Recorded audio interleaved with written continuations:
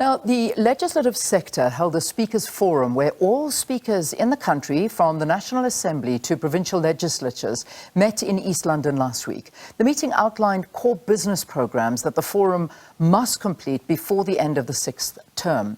The forum emphasised the importance of collaboration between the National Parliament and provincial legislatures to strengthen the sector's oversight function and transformation agenda. One of the programs in the pipeline is to convene an international oversight summit in June to review the sector's work as it nears the end of its term. And the aim, of course, is raising the oversight bar to finishing the sixth term on a strong footing. Well, joining us in this discussion is Ebrahim Fakir. He is a political analyst and a director of programs at the Auwal Socio-economic Research Institute. Ebrahim, lovely to see you. Thanks very, very much for joining us here on the program.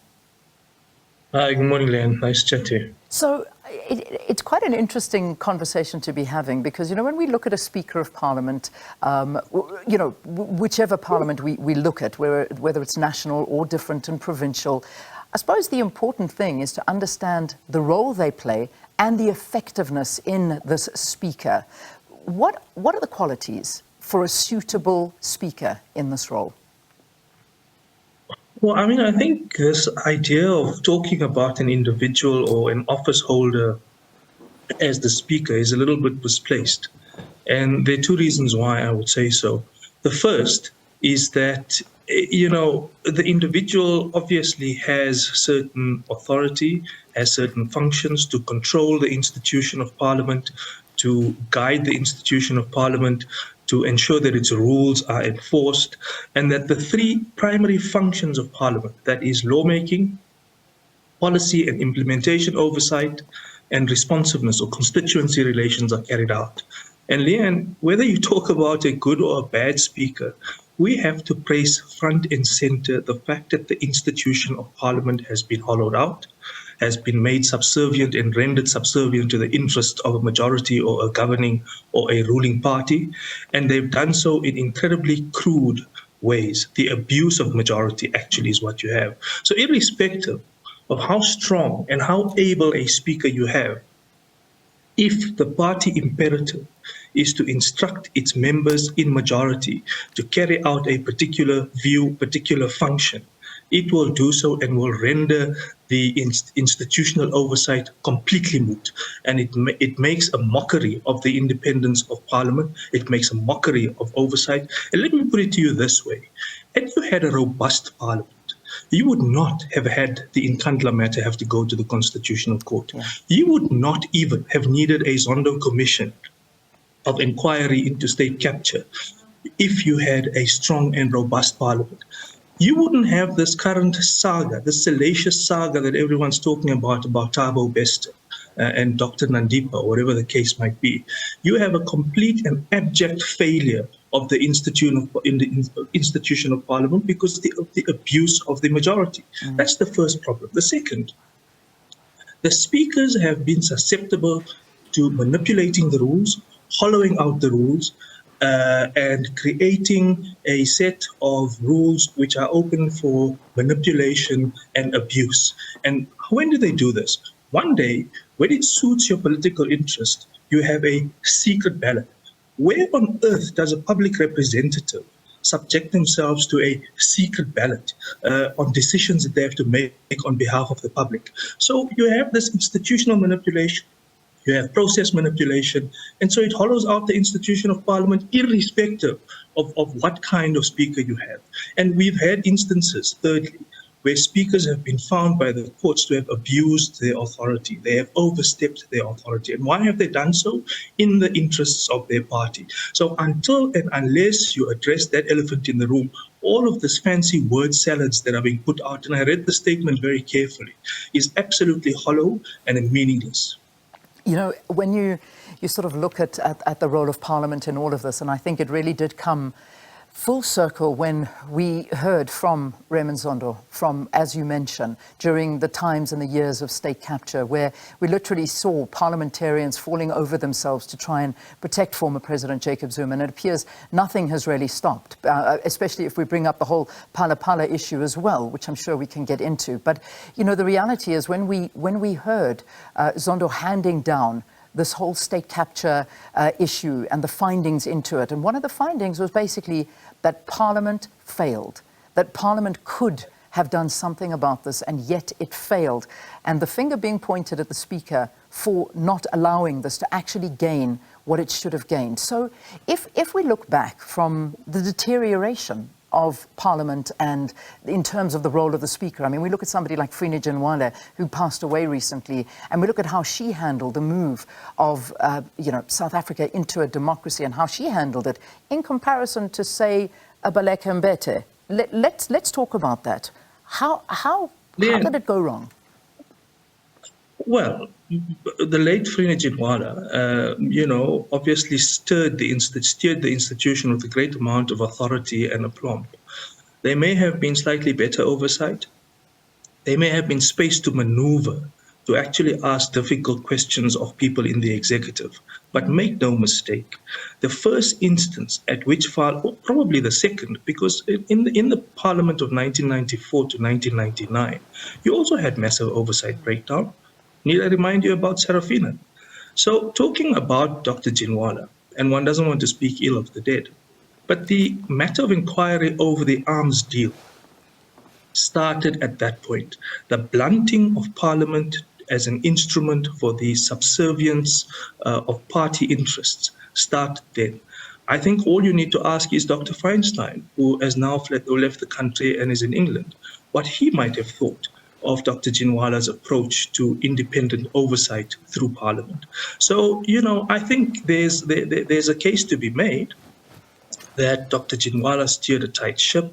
There was a robust Parliament, there was good authority, there was relatively reasonable interpretation of the rules. But when it literally mattered, it really didn't cut the mustard. And again, Parliament was rendered subservient to the interest of the party. And what that happens, what that does, is that it creates a double jeopardy for Parliament. Not only is it rendered subservient to the interests of a majority party, firstly. Secondly, it allows for the executive to push through whatever the executive wants. And so you start having a rule by executive decree. And that has happened surprisingly. Even Mr. Thabo Mbeki would like to make claims about how this happened, blind to the fact that he ushered this mode of behavior over Parliament when he was in power, when he was in government. So you have this jeopardy where the institution has been completely hollowed out, its rules manipulated, and so on, in the interests of firstly the party, and secondly to subject the independent Parliament to executive decree. And what happens then is that if you have an overweening majority party, what happens is that majority party will crudely abuse its majority. Now, one is not saying that Parliament must not function on the basis of parties in majority using the majority, because that's why you have politics. But when it is imprudent, when it breaks the rules, when the rules become duplicitous, one day you have secret ballots, one day you don't, and purely on the basis of whether you want to serve a particular political interest. When you take the rules and you bend them to the extent that they cannot serve the full purpose that they must, when you don't actually ventilate issues as you did under the Pala thing, I mean, Parliament was going to be interdicted from taking on an independent report that it itself had commissioned. Now, as it turned out, it was defeated politically. But had it not been defeated politically, what you would have had is you would have an executive, head of state, telling Parliament what it can and what it cannot do. What ought to have happened is that the process ought to have run out, and then, of course, it could have been defeated on the basis of a vote, but at least there would have been a public ventilation of an inquiry. In this instance, you don't even have that opportunity. So what's happening is that the way in which the rules are being manipulated is that it blocks any kind of transparency over the kind of public debate. And what you've had over the years is you've had a creation and a playing around with the rules to limit question time, independent questions proposed from the floor. Speaking time have been allocated in ways which make a mockery when you give speaking time and allocate speaking time to opposition parties and so on. And all of those things have a cumulative impact in the inability to actually ask probing questions. And especially not just on holding the executive to account for decisions they make, for example, on Nkandla, on Phala, on corruption, digital vibes and health during a pandemic. Not only that, but actually blocking any kind of scrutiny on the major social transformation initiatives which are required in society, in health, in education, and in social welfare. Yeah. And in those instances, you're using Parliament to pursue party interests, and party interests are being used to pursue certain private and corporate interests. Yeah. And that is the key problem here, because at the end of the day, one has to ask itself, how does Parliament work for us? Because as South Africans, we are finding ourselves in a tremendously difficult situation. I mean, yes, of course, we see the whole Phala issue and everybody voting and, and saying that there will not be any questions being asked into that, and the president will be not held to account, and that's purely based on a majority in there. But, we can talk about all of those things, but at the end of the day, the role of Parliament in helping the average South African, which is right now struggling every single day. Unemployment is rising. The electricity is non-existent. We're seeing water failure wherever we go. We see the destruction of infrastructure. We are seeing everything disappearing, and then we look to Parliament to find perhaps some form of leadership or some form of answers. How do parliamentarians actually help the average South African? Well, they need to take a long, hard look in the mirror. Levels of trust and confidence in individuals who come from political parties who inhabit Parliament are extremely low. So there's this major crisis of confidence. Secondly, a prolonged crisis of confidence and crisis of credibility in these public institutions, especially Parliament, might actually lead to a legitimation crisis. So I don't think these guys are serious about the fact that they are facing a real legitimation crisis in office. Third is that the parties which make up Parliament, because Parliament is not an amorphous institution which emerges out of its own, it is constituted by parties. And the parties appear to be interested, especially at local council, which are also representative institutions like Parliament, by the way. So parties are viewed as insular, as parochial, as kind of interested and pursuing their own narrow party interests. So in that kind of milieu, you must really ask serious questions about the responsiveness role of Parliament. In what way are they being responsive to public concern? So if we thought there was an abject failure on oversight, there is an equally abject failure on the on the measure of responsiveness. Now, we don't have a constituency system. Partly, I think the electoral system, and there are major debates about this, can contribute to some degree to enhancing a degree of responsiveness, better constituency relations, MPs ensuring that the basic public services in their area of responsibility functions more or less well, whether it's maintenance and routine maintenance of water and other infrastructure, whether it's about other basic services areas, whether it's about the local clinic or the local hospital. In every other country, in most other societies, particularly developed democracies, local members of Parliament ensure, by working with other public representatives, either at the local level or at what we would call a regional or provincial level, in some coordinated fashion to ensure oversight. Now, oversight here is not just about being punitive. It's not about just catching out someone. It's also about remedial action. And we have entered a political culture where we believe oversight is just about being punitive, about catching out the other party and undermining them. And we've completely ignored the remedial aspects of oversight, which is to set the correct path to ensure that the services which are required are actually functioning. And so because you don't have that, the responsiveness is completely broken. And because there's no responsiveness, there's a real sense that you are actually in Parliament, not to represent me, which is what you purport to claim to do, but you're actually representing either yourself or the narrow interest of your party. So, is there something else that we can do?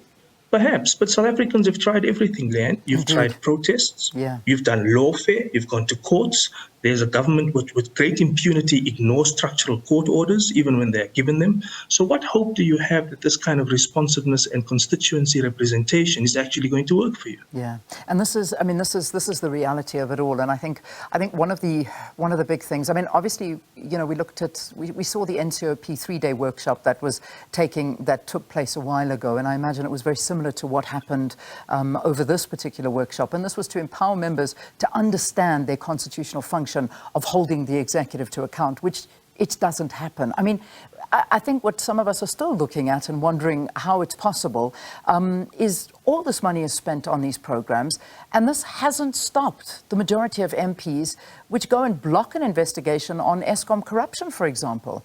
I mean, do these programs that we look at bring any value for money, or are they just these tick box exercises? Yeah, they're malicious compliance, firstly. But secondly, Leanne, you have to ask yourself, just take a moment and ask yourself, you had an election in 2019.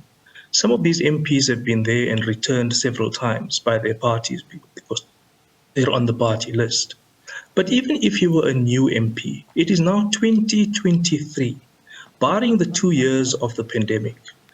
You had time to understand and inculcate the role and function of an MP: lawmaking, oversight, responsiveness, and representation. You want to tell me that in 2023, these MPs, adult women and men, had to have a workshop to understand what their role and function is?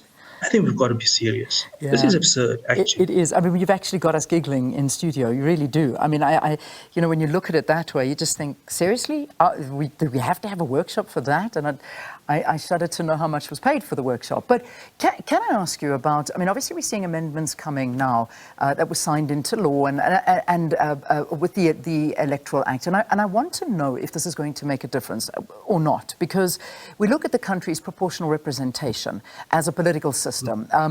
This has been blamed a lot for how things have turned out in the country. Will changing the PR system actually help South Africa get out of a muddled state? You know, it's possible. One can't say that regulatory or system changes are by themselves lead to some kind of cultural change, but they are one of the mechanisms and the rules which are required. Now, this new amendment, which has been now signed into law finally by the president, and by the way, here's another indication how seriously these people purport to take their public role and their public representative role seriously. The Constitutional Court asked them 2.5 years ago to look at amending the Electoral Act. At the first meeting of that committee, I attended it online. I heard MPs asking the IEC to come up with proposals. The Constitutional Court said, you must do so, not the IEC. Then, to make matters worse, they missed two deadlines to actually pass the legislation. So you tell me, no matter how many workshops you have, you clearly just don't take your public role seriously. Thirdly, the system that they've actually come up with is so narrowly compliant with what the Constitutional Court has said that it's fundamentally a missed opportunity to revise the system. In effect, what we have now is merely the old proportional representation system as we've had it, with the added on moniker that individuals or independents can now contest. But you introduced other unfairnesses into the system. Yeah. Individuals competing with political parties. The proportional distribution of the votes which will be made is going to have a disproportionate outcome rather than a proportional outcome. So the barriers to entry for individuals, for independents, is extremely high. So that's the first problem. Just getting onto the ballot paper and being elected is going to be a major problem. Second, once you are elected, unless you work in concert with other people, you have a 400 chamber MPs. If you are a couple individuals, even if 30, and this is a very optimistic estimate, even if 30 independents are elected, out of 400 MPs, what possible role could they have in such an environment? So I'm afraid even that system is not really going to have any material change. Yeah, Ebrahim, we have to leave it there, but I thank you for the very enlightening conversation about Parliament, its role, the speakers, if it's working, if it isn't working, and what needs to be done to fix it. But I can see that this was really just the top of this conversation that we need to take a deeper look at. Ebrahim Fakir, thank you, a political analyst and director of programs at the Auwal Socio-economic Research Institute, and talking, as we say, the effectiveness of a speaker in a legislature.